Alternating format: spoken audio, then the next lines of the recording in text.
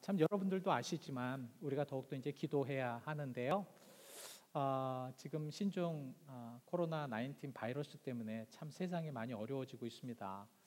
한 60여일밖에 되지 않았다고 하는데 지금 전 세계 한 10만 명 정도가 이제 감염자가 나타나고요. 또 사실 한국은 지금 더 참 어려움 속에 있고, 오늘 그래서 계속해서 제가 이제 모니터링을 하고 있는데 한국은 그래도 7천 명이 이제 넘게 좀 확진자가 나왔지만 오늘부터 조금 이제 좀 가라앉는 추세라는 그런 좋은 소식을 듣고 왔습니다. 그렇지만 이제 우리가 사는 이 미국 안에서 또 점차 이제 확진이 되고요, 또 확산이 돼서 이곳에 사는 많은 이들도 참 이제 위험에 또 떨고 있습니다. 여러분, 이런 상황 속에서 우리가 과연 그리스도인들로서 우리는 어차피 세상에 살고 있습니다. 그죠? 여러분과 저는 함께 세상에 지금 살고 있는데 이 세상에 살면서 우리는 정말 생각지도 않은 그런 환경에 들어갈 수도 있고, 우리가 또 잘못해서 잘못된 모습으로 이렇게 그 환경을 만들 수도 있습니다. 이번 바이러스는 참 어려운 것이 정말 어떤 한 나라에서 시작되었지만 그 나라를 통하여서 전 세계에 전파돼서 지금 이제 91개국 정도가 전파가 됐다고 할 정도로 참 많은 곳에서 고통을 당하고 있는데요.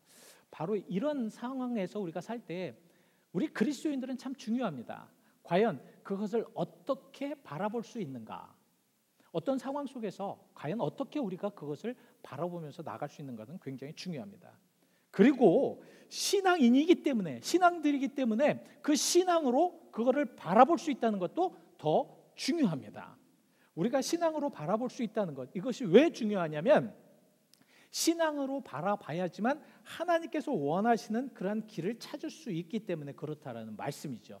또한 신앙으로 바라봐야지만 하나님께서 정말 우리에게 주시는 그 은혜를 가지고 그런 어려움 속에서도, 그런 아픔 속에서도 어떤 면에서는 정말 우리들의 삶 속에서 어떤 이런 일이 있을까 하는 그런 상황 속에서도 하나님이 주시는 평화와 기쁨으로 살 수 있기 때문에 그렇다라는 말씀입니다. 특별히 하박국 시대, 그 선지자 하박국 시대에는 참 나라가 굉장히 암울했습니다. 어떤 면에서는 정말 지금보다도 더 많은 암울함, 하나님을 믿어야 하는데 믿지 못하는 그러한 불신 속에서 하나님이 그들을 완전히 버리고자 하는 그러한 상황들. 그래서 하박국 선지자는 그러한 모습을 보면서 참 괴로웠습니다.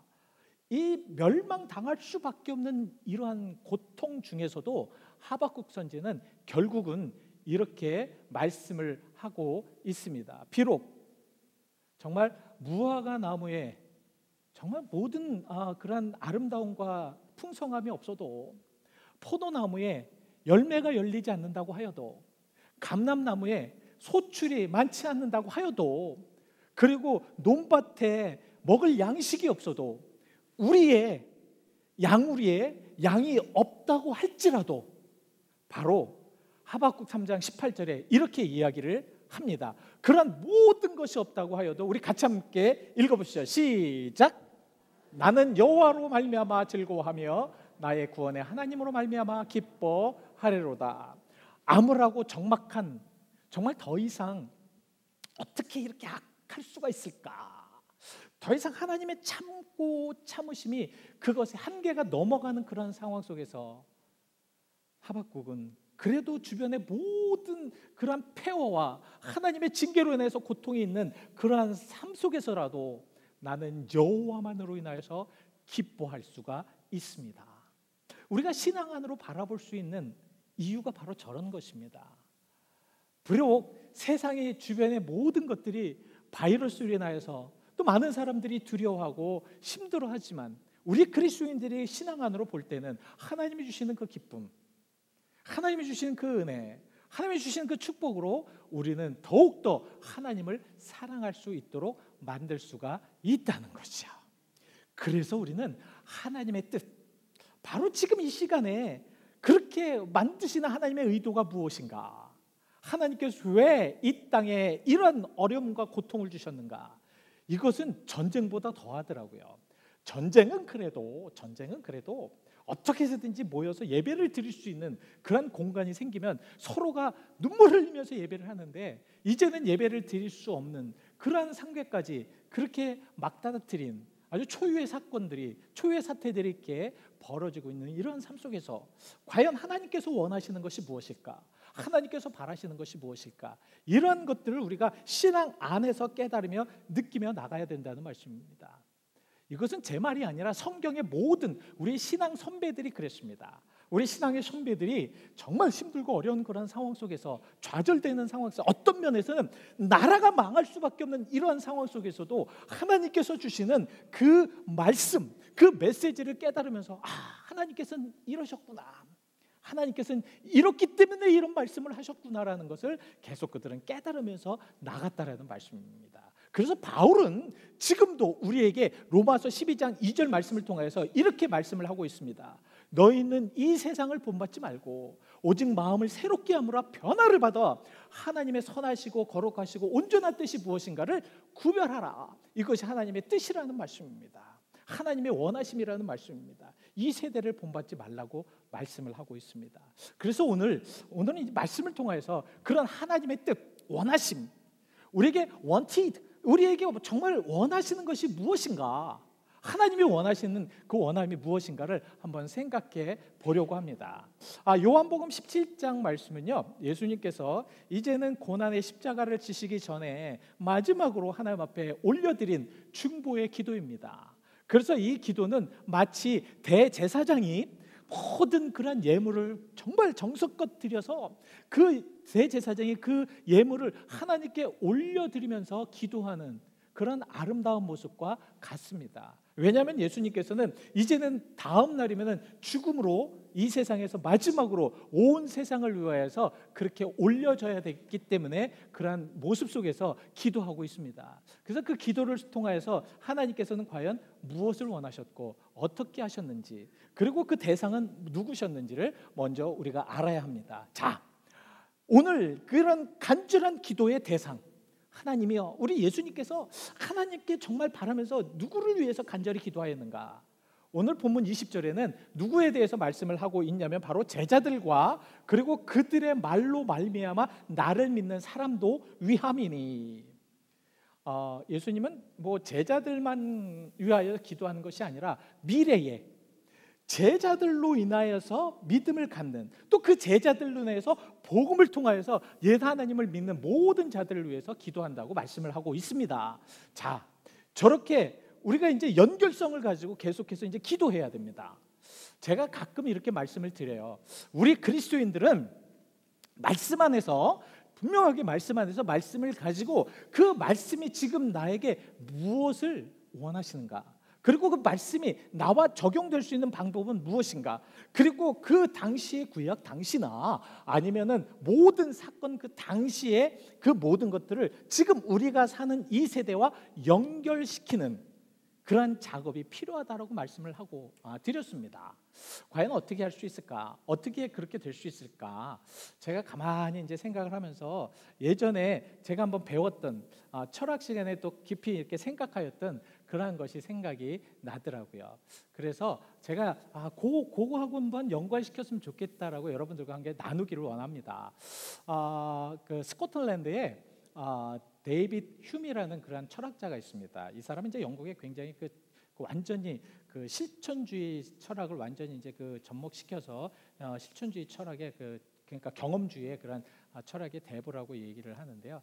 이 사람이 그 인생, 그러니까 인간들이 인생에 있어서 그 관계성의 그런 것에 대해서 이제 책을 쓴 게 하나가 있습니다. 그러니까 인간이 그 관계성, 그 인생의 관계성에 대해서 이렇게 책을 썼는데, 거기에 무슨 이야기가 나오냐면, 사람이 이렇게 이제 그 인생을 살아가면서 이제 살아가잖아요. 그랬을 때 이 서로가 이렇게 커넥션하는, 서로가 이제 연결되는 이러한 것들도 있지만, 계속해서 어느 때는 커넥션이 됐다가 어느 때는 그렇게 되지 않았다가, 그러니까 우리에게 그것은 이제 컨저인트라고 얘기를 하더라고요. 컨저인트라고 그러겠는데 뭐냐면 연접성. 그러니까 같이 계속 가는 거예요. 인생, 우리가 처음부터 인생에서 계속 같이 가는 겁니다. 같이 가면서 그러면서 어느 때는 그게 접해지는 거예요. 그걸 연접성이라고 합니다. 그러니까 컨저인트 되는 겁니다. 이 컨저인트 될 때, 그랬을 때 우리가 신앙이 좋고 신앙이 정말 뜨거워지면은 그것이 이해가 되고 깨닫게 되고 알게 된다는 거죠. 그래서 경험이 참 중요한 것이다. 그래서 경험을 통해서 자, 우리가 이제 계속 이제 살아가요. 살아가면서 어떤 일은 이제 바이러스로 인해서 우리가 고통을 받는다든가, 아니면 우리의 인생에 있어서 사실 이 굴곡이 굉장히 심하잖아요. 좋을 때도 있지만 나쁠 때도 있지 않습니까? 그 나빴을 때에, 그랬을 때 정말 더 깊이 들어가서 신앙으로 들어가 보는 겁니다. 신앙인이기 때문에 신앙으로 딱 이제 들어가다 보면, 제가 이제 생각할 때는 그 신앙 안에서 하나님과 접하는 그 시간이 있다는 거예요. 그 순간이. 그 순간을 우리가 체험하는 것이 중요하다는 말씀입니다. 그 체험을 어떻게 하느냐? 우리가 성령의 역사하심과 성령의 인도하심으로 체험할 수가 있다는 것입니다. 이것을 우리 컨조인트, 연접성이라고 이야기를 하고 있습니다. 그가 이제 주장한, 자, 성경에 보면요, 세례 요한이 예수님을 딱 만나요.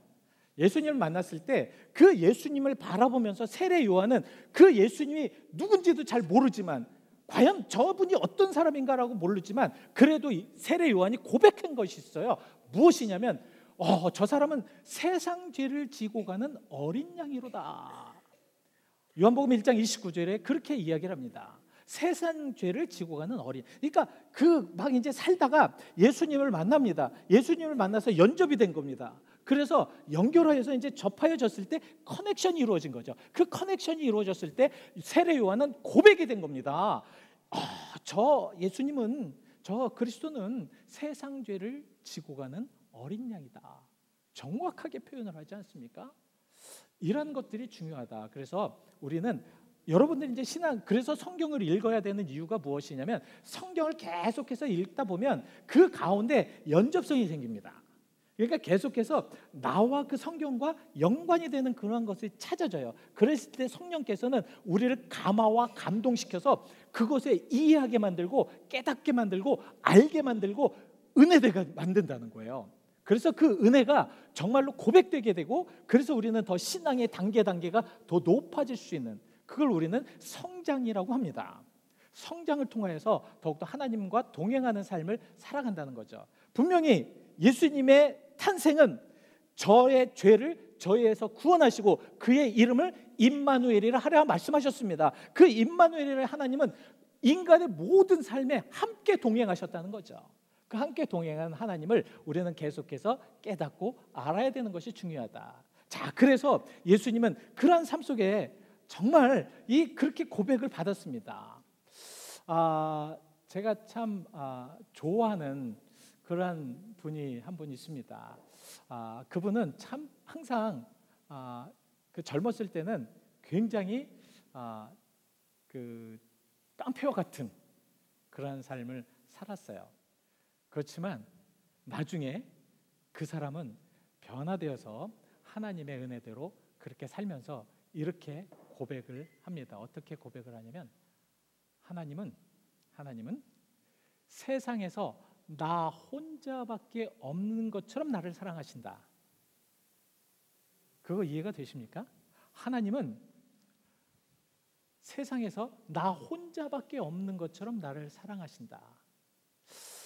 정말 저 그 글을 읽었을 때 참 굉장히 이렇게 감동이 되더라고요. 어떻게 하나님은 나 혼자밖에 없는 것처럼 나를 사랑하신다. 이런 삶 속에서 우리는 항상 정말 하나님께서 나를 분명하게 엄청나게 사랑하시는 그런 체험 속에 살아갈 수가 있다라는 말씀입니다. 그래서 우리는 그런 삶을 통해서 더욱더 큰 은혜와 역사하심 속에 나갈 수 있는 신앙이 필요하다라는 말씀이죠. 자, 그래서 하나님이 원하시는, 예수님께서 이 기도를 통해서 원하시는 것이 과연 무엇인가를 우리가 잠시 한번 생각을 해보시겠습니다. 자, 예수님께서 이 기도를 통해서 우리에게 예수님이 원하시는 것은 무엇이냐면, 첫 번째는 하나됨이었습니다. 하나됨. 오늘 본문의 22절 말씀에 뭐라고 말씀을 하고 있냐면, 여러분 이렇게 말씀을 하고 있습니다.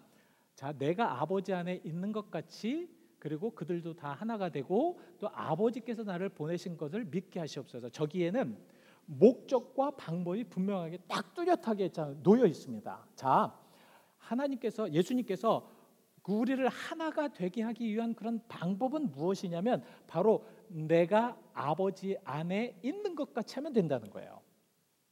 내가 내 아버지 안에 있는 것 같이 하면 된다는 말씀입니다. 왜 내가 내 아버지 안에 있는 것 같이라는 것이 무엇일까? 여러분, 내가 내 아버지 안에 있는 것 같이라는 그런 말씀은 바로 예수님은 하나님과 평생 함께 항상 동행하셨다는 것입니다. 하나님과 분리된 적이 없다라는 거예요. 하나됨이라는 원칙은 무엇이냐면 분리가 아니라는 거잖아요. 그죠? 분리가 아니라는 겁니다. 그러니까 분리돼서는 안 된다는 거예요. 자, 하나님이 정말 계속해서 하나님의 아들과 함께 하셨다는, 그러니까 창세기부터 계속해서 그 말씀이 나오는데요. 특별히 요한복음 1장 1절에는 무엇이라고 말씀하고, 태초에 말씀이, 그 말씀의 로고스는 예수 그리스도를 얘기하는 거거든요. 자, 태초에 말씀이 계시니라. 그 말씀이 하나님과 함께 하셨으니 그 말씀은 곧 하나님이시라. 여기에서 여러분 이제 저거를 원어상으로 보시면 그 원어상 안에 굉장히 중요한 단어가 동사입니다. 이 동사에 n이라는 동사는 있어요. n이라는 동사가 무엇이냐면 그 동사는 그 옛날부터 과거 진행형입니다. 옛날부터 계셨던 그 하나님께서 바로 그 말씀과 계속해서 동행하셨다는 겁니다. 그러니까 한 번도 끊어지지 않고 계속해서 동행하셨다는 거예요. 그 동행이 지금도 지금 기도하는 그 예수님께서 계시는 그 순간까지 계속해서 동행이 이어졌다는 것입니다. 지금 예수님께서요, 하나님과 나와 함께한 것처럼, 나와 연합된 것처럼이라는 것이 무엇이냐면 바로 그런 의미입니다. 연합이라는 것, 우리가 하나 된다는 것은 바로 그런 의미예요.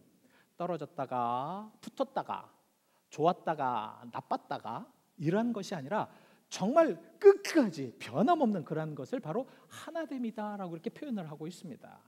이 하나됨의 중요한 것은 무엇이냐면, 그것은 바로 중요한 것은 하나됨은 그 방법과 원칙과 목적은, 그 방법은 무엇이냐면, 그 하나됨의 방법은 하나님께서 분명하게 그들을 그 하나님과 나와 같은 그런 방법으로 그렇게 하게 하시사, 목적은 바로 그들이 우리 안에 있게 하시옵소서, 우리 안에 거하게 하시옵소서. 이것이 목적입니다. 무슨 말씀인지 아십니까? 좀 어렵습니까? 성경 공부가 아니라 조금 그렇지만 우리가 분명히 알아둬야 될 내용입니다. 그러니까 우리가 하나됨이라는 것은, 교회 안에서 하나됨이라는 것은 변함없어야 합니다. 그리고 그 하나됨이라는 것은 인간 자기끼리의 그런 하나됨을 하나님께서 원하시는 것이 아니라, 예수님께서 원하시는 것이 아니라, 그 하나된 우리의 그 무리를 하나님 안으로 끄집어 들이기를 원하셨다는 거죠. 그래서 거한다라는 말이 그겁니다.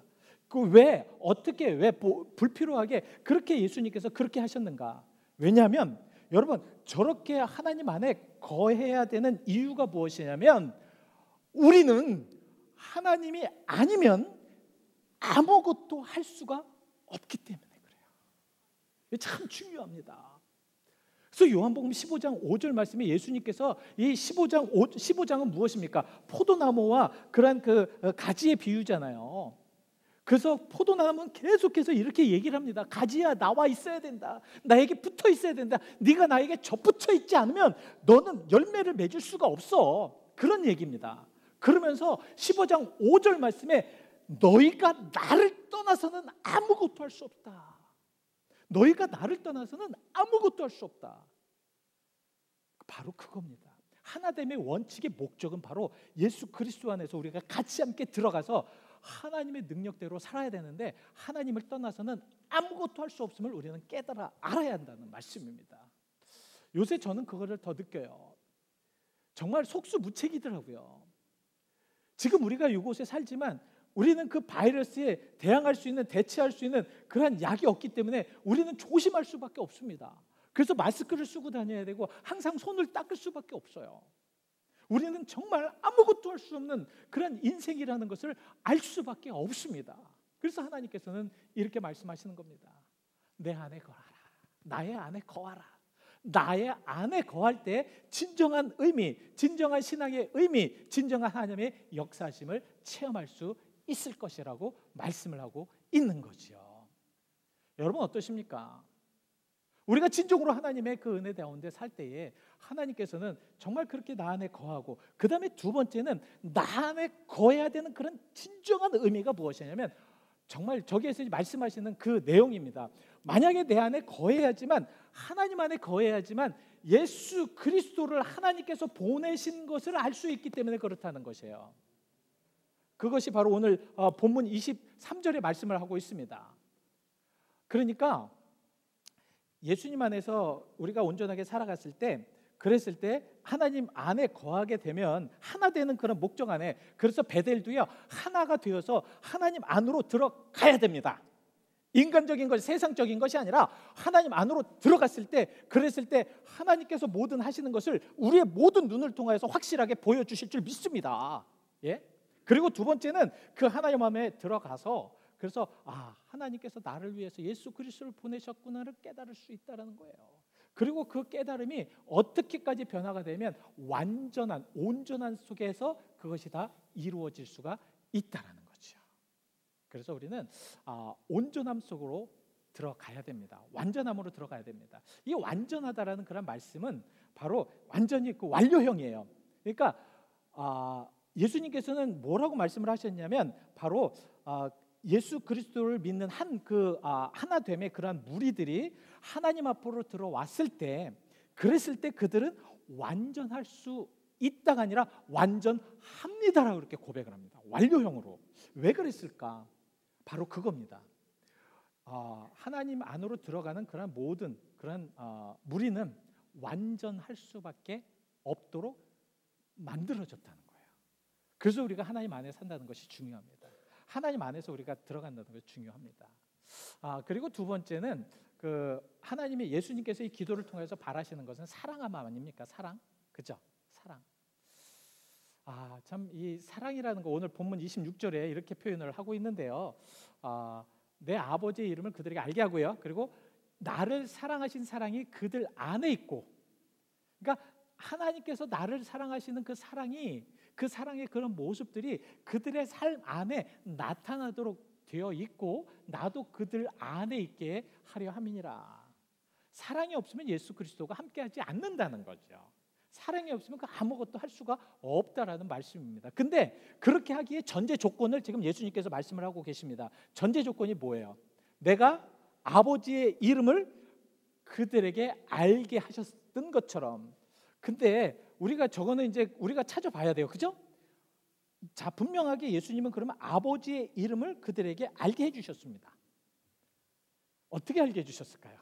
물론 이제 여러 가지 방법을 통해서 아버지와 나는 하나다 뭐 그렇게 말씀을 하고 계시지만, 저기에서 말씀은 무엇이라고 말씀을 하고 있냐? 아버지의 이름을 그들에게 알게 하셨다. 아버지의 이름을 그들에게 알게 해주신 그런 말씀이 있었을까요? 있습니까? 만약에 없으면 예수님 거짓말한 거고, 있으면 진리의 말씀이고요. 어떠십니까? 있다고 보십니까? 없다고 보십니까? 분명히 있기 때문에 말씀을 하신 겁니다. 예수님께서 우리가 항상 즐겨 외우는 주기도문에 그것이 나왔습니다. 자, 하늘에 계신 우리 아버지요, 그죠? 그리고 그 아버지의 뭐에? 이름을 거룩히 여김을 받으시오며. 그러니까 아버지의 이름을 거룩히 여기셨다는 겁니다. 그러니까 그 아버지의 이름은 거룩할 수밖에 없다는 거죠. 마태복음 6장 9절입니다. 정말 예수님께서 모든 제자들에게 가장 심플하고 가장 중요한 그런 기도를 가리키면서, 하늘에 계신 우리 아버지여, 지금도 하늘에서 살아계신 우리 아버지여, 아버지의 이름을 거룩히 여김을 받으시오며, 그 여김을 통하여서 모든 이들이 하나님을 깨달아 알 수 있다는 것입니다. 왜 예수님께서 이 사랑을 얘기하기 전에 왜 그 하나님의 이름을, 거룩하신 이름을 그들에게 알게 하셨을까? 저는 이거에 대해서 굉장히 의구심이 많았습니다. 그냥 사랑을 주시면 되는데 아니더라고요. 하나님을 알아야 진정한 사랑을 알겠더라고요. 하나님을 깨닫지 못하면 사랑이 안 되더라고요. 그래서 요한일서 4장 7절 말씀에, 사랑하는 자들아 우리가 서로 사랑하자. 사랑은 하나님께 속해 있다. 하나님의 이름을 알지 못하고 하나님을 알지 못하는 이들은 하나님의 속해 있는 사랑도 알 수가 없다는 거죠. 놀랍지 않습니까? 예? 저는 이 메시지를 이렇게 준비를 하면서 참 이렇게 하는 예수님의 메시지가 아주 엄청나구나, 엄청나게 은혜가 되는구나. 자, 그래서 오늘 여러분들에게 이 말씀을 이제 마칩니다. 이제 여러분들에게 이제 마지막으로 제가 여러분들에게 이제 건의를 드리면서 이 말씀을 끝내려고 합니다. 분명히 말씀을 드렸습니다. 제가 또 우리가 함께 신앙생활을 한다면 이 세상의 환경이나 이 세상에 되어지는 모든 것들을 보면서 뭐로 좀 바라보라고요? 우리가 어디로 들어가자고요? 신앙 안으로 들어가서 신앙의 눈으로 한번 세상을 바라보도록 하자고 말씀을 드렸습니다. 그죠? 분명히 말씀드렸습니다. 여러분, 신종 지금 코로나 바이러스를 인해서 고통을 받는 이러한 모습을 보면서 세상적인 눈이 아니라 우리는 신앙인이기 때문에 신앙적인 눈으로 한번 좀 바라봐야 된다는 것이 중요합니다. 그렇지 않습니까? 자, 그래서 저는 여러분 전에 정말 신앙적으로 바라보려고 기도도 하고 말씀도 묵상하면서 또 이것저것 다니면서 이 사람도 만나고 저 사람도 만나면서 어떻게 하는 것이 과연 나의 눈으로, 나의 신앙적인 눈으로 바라보는 것일까라고 생각을 했습니다. 그러면서 어느 목사님과 얘기를 한 후에 제가 교회에 와서 딱 깨달은 것이 있습니다. 회개구나. 회개구나. 하나님께서는 지금 나에게 회개를 원하시는구나. 회개를 원하시는구나. 지금 저는 목사지만 목사로서 그래서 저 먼저 회개를 했고요. 회개를 하려고 뒤에 이렇게 딱 돌아보니까 진짜 인위적인 부분들이 얼마나 많았는지 모르겠습니다. 인간적인 부분으로 어떻게 해서든지 좀 해보려고 하는, 정말 바등바등 그냥 이를 갈면서 바등바등 좀 한번 해보려고 하는 이런 모습들이 보이더라고요. 하나님은 그것을 원치 않으셨는데, 그래서 저에게 굉장히 큰 메시지가 하나 다가왔습니다. 무슨 메시지냐면, 요새 이제 말씀을 묵상하면서, 요새 이제 통독을 하면서 계속 들려지는 메시지가 뭐냐면, 내가 보내지 않았는데 너는 왜 그렇게 거짓을 해서 사람들을 미혹하는가? 에레미야 시대가 그랬습니다. 에레미야 시대에 이제는 완전히 그 나라가 멸망하려고 하니까 많은 사람, 이 사람 저 사람이 막 그냥 그 선지자처럼 막 나와가지고, 그래서 그 사람들이 거짓 예언을 막 합니다. 70년 동안 하나님께서 계획하신 그 계획을 단 2년만이면 우리가 돌아올 수 있다라고 그렇게 막 거짓 예언을 하면서 사람들에게 막 선포합니다. 사람들은 귀에 그것이 되게 좋아요. 여러분 생각해 보세요. 우리는 70년 동안 종로를 탈 것이라는 그런 예언보다는 2년 동안 종로를 탈 것이라는 말이 너무 달콤합니다. 그래서 다 그쪽으로 가요. 그러나 그것은 하나님의 방법이 아니고 하나님의 것이 아니라는 거예요. 그동안 저는 보니까 그런 부분에 어떻게 하면 인간과 인간의 모습 속에 이렇게 목회를 하는 이런 모습이 너무도 많이 보였기 때문에 저 먼저 회개를 했습니다. 그러면서 우리가 이제 회개의 그런 운동이 필요하겠다. 우리 교회가 이제는 회개 운동이 필요하겠다. 여러분, 우리 교회를 보십시오. 40년 동안 우리 교회가 이곳에 있었습니다. 물론 이제 다른 곳에 있었지만 이곳에 이제 와서 우리가 지금 교회 베델이라는 곳에 지금 교회를 세웠습니다. 과연 우리가 한 것이 무엇이 있습니까? 과연 우리가 이 지역 사회와 세상을 바라보면서 과연 예수님의 모습으로, 예수님께서 원하시는 모습으로 이 교회의 모습을 한번 그려보시길 바랍니다. 우리 회개해야 될 것이 얼마나 많은지 모릅니다. 여러분, 회개해야 합니다. 회개해야 합니다.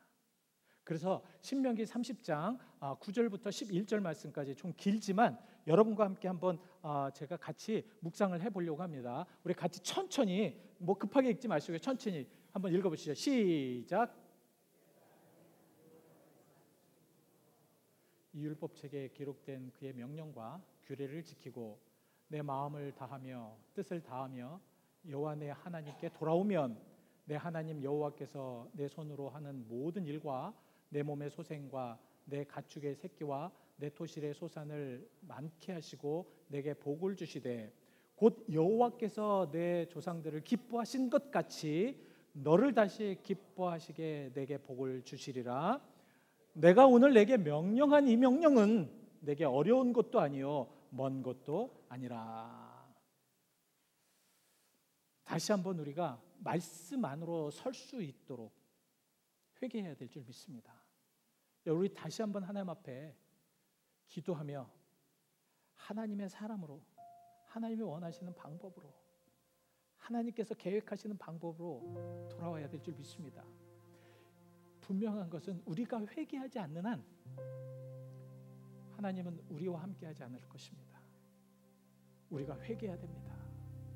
나의 잘못, 나의 인위적인 모습들, 나의 인간적인 모습들, 나의 잘못된 모습들로 인해서 하나님이 얼마나 정말 좌절하시고 이렇게까지 하면서 하나님께서 우리를 깨닫게 하시려고 하시는가 생각하시면서 우리 잠시 기도하기를 원합니다. 먼저는 여러분 자신을 놓고 회개하십시오. 회개해야 합니다. 회개해야 합니다. 여러분 회개하십시오. 우리 교회가 배대리 회개할 수 있도록, 우리 교회가 진짜로 온전하게 회개될 수 있도록 그동안 얼마나 많이 인간적으로, 인간적인 모습에, 인간적인 계획에 무엇인가를 하려고 하셨습니까? 인간적인 모습으로 바라보고요, 세상적인 모습으로 바라보고 세상적으로만 생각하였던 모든 것들, 그래서 뒤에서의 알력과 서로 간의 그러한 불신과 이러한 것들로 인하여서 우리가 사랑하지 못하고 하나 되지 못하였던 그러한 모습들이 아닌가. 여러분 우리 함께 이 시간 간절히 기도하기를 원합니다. 우리 두 손 한번 들어보십시오. 두 손 들고 두 손 들었다는 것은 여러분 우리가 회개한다는 것입니다. 우리가 잘못했다는 것입니다. 우리가 다시 한번 하나님 앞에 용서를 구하는 것입니다. 두 손 들었다는 거 항복입니다. 하나님 이제는 내가 나의 것이 아니라 하나님의 것으로 그렇게 살겠다고 고백하는 것입니다. 이 시간 기도하실 때 먼저 내가 나의 입술로 하나님 앞에 고백하는, 나의 잘못을 고백하는, 그리고 이 나라와 이 땅에 하나님께서 주신 이 교회가 온전치 못하게 그렇게 운영되어 있던 그런 모습을 우리가 함께 고백하면서 회개하면서 나아가기를 원합니다. 여러분 함께 기도하기를 원합니다. 우리 함께 주여 한번 크게 같이 외치고 같이 기도하기를 원합니다. 주여.